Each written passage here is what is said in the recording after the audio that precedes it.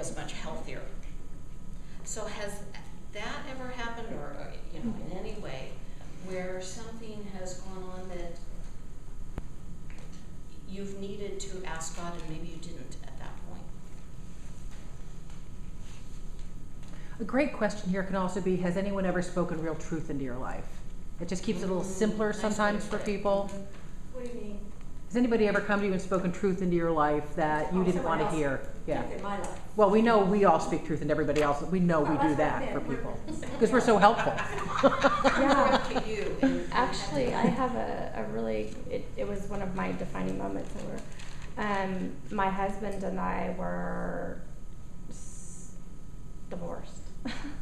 And I went to counseling because I thought this is the thing that I need to do because I'm going through a divorce, and everybody needs a counselor when they're in divorce. And I had a whole team of godly people that supported me, and got into the counseling, a really great Christian counselor, and she looked at me, and I felt very self-righteous at the time, like, you know, here I go, I've got all, you know, a team of godly people behind me, and I'm feeling pretty good. And she looked at me and she said, you know, you're controlling, and you need to cut the ties with your parents, and you need to love your husband for where he's at, even though he wasn't my husband. And I said, oops. No, I looked at her and I got really ticked off, actually, because I'd never had somebody speak to me that way before, you know, and by my mom or something. And I went home that night and I said, gosh darn it, she's right. And from then on, I brought my husband into counseling. I was done with him. I was gone, done. Don't ever want to see you again. And we started going to counseling secretly. And ended up getting remarried about 3 months later. So, wow, that's a the power. Great story. Yeah. Wow, So, that is amazing. Yep, and we've been married now for 16 years. So That's an that was awesome wow. story. Good. Let's all tell her story. I have a friend. Yeah, I have a friend of a friend who a friend. That is a great story. But it's so important to speak truth into people in life. Mm-hmm. Yeah. And it takes a strong person or a really good friend to do that. Yep. Well, I think it takes love. I mean, I think you've got to really just love that person from the bottom of your heart to be willing to do that. You know, long before I was a Christian, and I know this is going to shock some of you that I lived this kind of a life, but years and years and years ago, I was at a family reunion. I didn't even know my aunt was a Christian. This is how far from any religious people I was in my life. And at the end of the family reunion, she got in my face, and I mean in my face, she goes, "You smoke too much and you swear too much. Knock it off." And I'm like, and who are you again? You know? And you sass too much too. Okay. But I'll tell you, man, I chewed on that for years. I chewed, and it didn't make sense actually until the day I first came to church. I mean, that whole thing was just kind of replaying in my head when I first came to church, and I'm hearing about Jesus. I'm like, there's my aunt's voice in my head. That's why she said that. I thought it was okay to swear all day and smoke all day, and you know. And again, I know you're shocked. No, whole different vision. Good. Oh my gosh. Mine's a little different, but it did speak to me, so that's why I'm going to share it. I was in a play group with my children, and there were at least 9 moms, and by this time we had 1 or 2 kids, some of them had 3, and we're at Heather Farm Park. And this place is big, and we've got all these women, and we're all, you know, watching our kids. And a woman came up to me out of all of the playing that's going on, and she came up to me and asked me, "Do you know Jesus?" And I was so, could not believe that she said that to me. I mean, I was arrogant and rude, and I said, "Yes, I do. Thank you very much." You know, with all the Christian love I could find. knowing Jesus. I wasn't walking with the Lord at all, but I thought I knew. I thought I knew. And I didn't understand the meaning of her and that relationship. It took about 10 more years. And then all of a sudden I remembered what she had said to me, and I thought, wow, did I have the devil like behind me or something? And she was some angel like coming and trying to strike him from me or something. I don't know. But I'm just shocked by that today, you know, for me to look back and think I so was not walking with the Lord. And I don't know if she saw that, or I mean, I have no idea, but I'm thinking of her often in the days that I do walk with the Lord. So it was What I'm hearing fascinating. too is that not only is it a lot of love that comes to us, but it takes us a while to accept that love. Oh, yeah. When people are confronting us with what we need to hear. Very good, thank you. Tensions in the story. I like this section. So why does God seem so different from the Old Testament to the New Testament? I like in here how they, yeah. So what could have triggered such a major transformation? Did God get counseling in anger management? Yeah, I didn't see that one. I like the other part. Or is he just so old that he can no longer remember what made him upset in the first place? That's a It's good kind of one. like a grandparent. It's kind of mellowed out. And it's, you know, let's just spoil these What do kids grandparents now. know anyway? But What do grandparents know anyway? I'm a grandparent. I've already been through it with your kids, so why not spoil the next ones, right?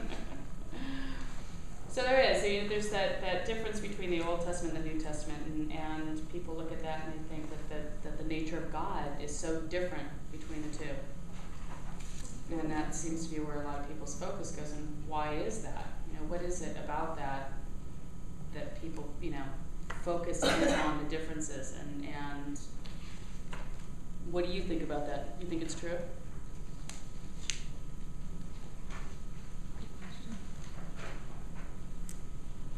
I'm just going to share something that's come up a lot in this section. Thank This is where a lot of different people surface with, I'm a New Testament girl, I'm an Yeah. Old Testament girl. I was just gonna say I'm that. a New Testament girl. And you want to start asking people why. Tell me why. Tell me about that. You know? I This- remember someone saying, I only read the New Testament. Mm-hmm. I don't read the Old Testament. Yeah. This is a big part of this. And if it doesn't come up, I would say, anybody here call himself a New Testament person? And the dialogue on that can be really stimulating. You know? Okay, great. Yeah, you've got in the Old Testament, you know, where he did strike people dead and people fell down and all those things. And I have somebody in my life right now there is the Old Testament, and it's not, I mean, they will not even touch it, talk about it. You know, it doesn't exist. And, you know, that it's not really true, even go so far to say that. You know, that God is not the true God. That's not our God. That's not the New Testament God. You know, the other thing I'm going to say here too, which is so groovy on this part of the starting point, a lot of these people have not read the Bible. They don't really know a lot about Old and New, but what they have are perceptions of other people. They have a lot of other people's thoughts about the Bible in their heads. That and movies. And movies and stuff. And, you know, things that they've read from other things. You know, so there's a lot of perceptions. There's a lot of preconceived notions. So if they don't answer the question or don't respond and you want to stimulate conversation, does anybody have a perception about who God was in the Old Testament? Or, because a lot of people are going to be embarrassed to say, I've never read the Old Testament, you know. And then we had one training where the guy was, I can't read the New Testament, I'm a Jew. I mean, he was just fit to be tied about it, you know. Tell us about that. It's always your best place to go with this kind of a question. Sorry. It's okay. Thank you. It's perfect. Thank you. Because you're going to get all kinds of things. You know, lots of responses on this area. Something you always hear on the news too, in a negative sense, is it's an act of God, and it's always really in a negative sense. Even in insurance catastrophes, Yeah. they list. Right. They're List that. interest. That's Yeah, right. good point. Exactly. An act of God. So the tree falls down on the car. It's an act of God. Mayhem. No, it was mayhem. Otherwise, God doesn't exist. Yeah. Then on page 86, it says the fact is the closer you examine the evidence, the more it suggests that God's nature has remained consistent throughout time. It hasn't changed. You know, he always has had the potential to face evil with wrath, and also the propensity to show mercy towards those. And you can see that in the Old Testament, where he just kept coming back and wanting that relationship, and coming back and trying and trying. Especially in the book of David, with the life of David. Yeah. That guy screwed up every which way, but he kept coming back with a heart for God, and God kept taking him back. Yeah. You read all through the Psalms how, he's crying out, or he's repenting, or he's praising, and it's I'm really glad you brought up I am too. that point about David. It's a great point. It really is, and I think the general perception of the Old Testament is, oh, that's where God was the God of rules and wrath, and he was always wiping people out. I've had people say that to me, and they've missed the actual point is, really, the Old Testament is the beginning of this love story. If you look at how often he keeps taking, his wayward bride back, his people back, and even, the wicked, even David, he keeps taking them back. If I read the Old Testament for the first time with that in my mind, read this as God's love story to you, be totally different. And I know when I was growing up, you always think these cute little stories like David and Goliath, Jonah and the whale, Abraham. And they're cute little felt board pictures. And I didn't really understand the meaning behind, and just to see these, to reread them as an adult and to sink it in. They're real people like me. They're faulty, and and it just is so rich to me. Just that they're just real people. I don't know. What hits me is what Sandy was saying is how sad. God, just the heartbreak and time and time again, and all he wanted was that relationship with us. And he was going to try his hardest. And here it says God's character hasn't changed; it's just a depiction of him, and that's what we're saying. Our perceptions are thoughts. Yeah. Right, and the New Testament has so much of Christ's teachings which come from God that didn't exist in the Old Testament.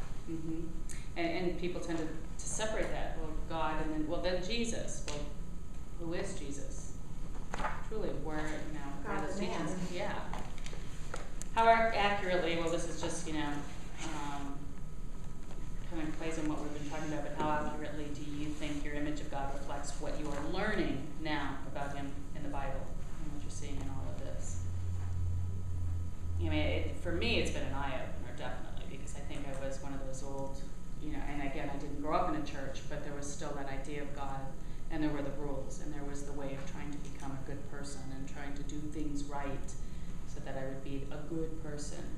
And now I understand differently, that it is about the relationship and about his love and his acceptance and his forgiveness and his grace. And thank God. The freedom. Yeah, the freedom that comes with that. The freedom to be. Yeah. About anybody else? I think you said it. Good, I spoke for everybody. I do that so well.